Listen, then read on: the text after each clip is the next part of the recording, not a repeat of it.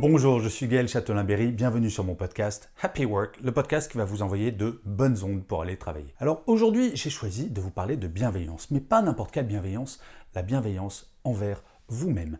Et oui, on oublie souvent, quand on parle de bienveillance, qu'on peut être bienveillant avec les autres, mais toute bienveillance commence par la plus importante, celle que l'on a envers soi-même. Alors, pour vous parler de bienveillance envers vous-même, j'ai choisi de vous donner 5 fondamentaux. Le premier point de la bienveillance envers soi-même, c'est de s'accepter tel que l'on est. Et oui, on adorerait être Superman ou Wonder Woman, mais ce n'est pas le cas. Il faut se regarder, s'accepter et se dire « Tiens, c'est finalement pas si mal tout ce que j'ai fait dans ma vie. » Franchement, vous n'en avez pas assez de vous dire que vous pourriez être mieux, que vous pourriez être plus ci ou moins ça. À un moment, il faut savoir dire stop et s'accepter. Parfois, il faut savoir accepter que ce sont nos petits défauts qui font que nous sommes vraiment nous-mêmes. Le deuxième point de la bienveillance envers soi-même, c'est de prendre soin de soi de temps en temps. Et oui, comme je le disais il y a quelques secondes, vous n'êtes pas Superman ni Wonder Woman. Ou alors si c'est le cas, s'il vous plaît, passez-moi un coup de fil ou envoyez un message sur mon site web. Et prendre soin de soi, c'est savoir faire une pause de temps en temps. Il est impossible d'être au taquet 7 jours sur 7, absolument impossible. Si vous voulez être au taquet en permanence, vous allez droit vers quelque chose qui s'appelle le burn-out.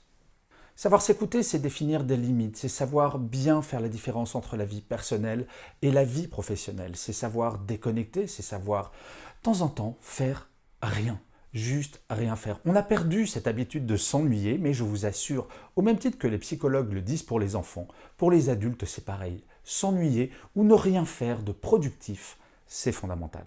Le troisième point de la bienveillance envers soi-même, c'est se donner à soi un droit à l'erreur.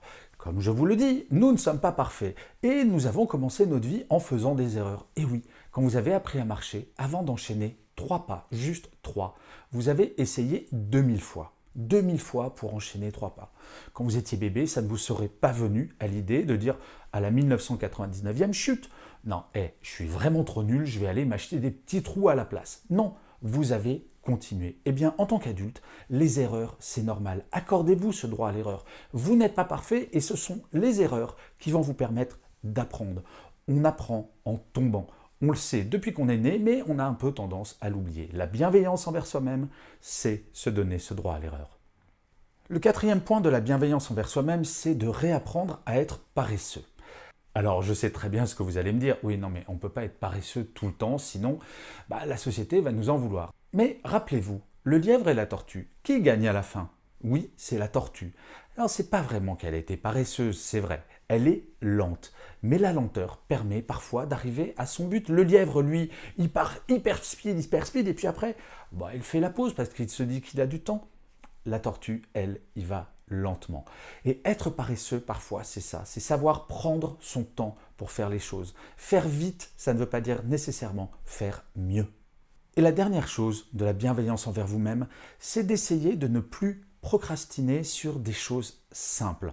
Je suis plutôt quelqu'un qui est pour la procrastination. Oui, repousser au lendemain, je suis assez champion pour certaines choses. Cependant, quand vous recevez un petit mail auquel vous pouvez répondre en 10 secondes, faites-le tout de suite, ne repoussez pas plus tard.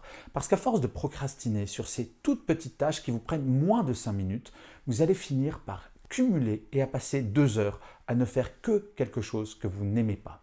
Donc, essayez, dès qu'une tâche vous prend moins de 5 minutes, de la faire dès qu'elle vous vient à l'esprit. En plus, vous allez voir, ça va vous libérer la tête et la charge mentale va être réduite. Et ça, c'est assez agréable. En fait, on a tous et toutes intérêt à être plus bienveillants envers nous-mêmes. Bien sûr, c'est pour notre bien-être physique, oui, mais aussi notre bien-être mental. C'est comme cela que petit à petit, vous connaîtrez le happy work total et peut-être même en dehors du travail. Et je finirai comme d'habitude cet épisode de Happy Work par une citation. Pour cet épisode, j'ai choisi une phrase de Lao Tzu qui disait « Maîtriser les autres, c'est la force. Se maîtriser soi-même, c'est le vrai pouvoir. » Je vous remercie 1000 fois d'avoir écouté cet épisode de Happy Work. Je vous dis rendez-vous au prochain et d'ici là, plus que jamais, prenez soin de vous.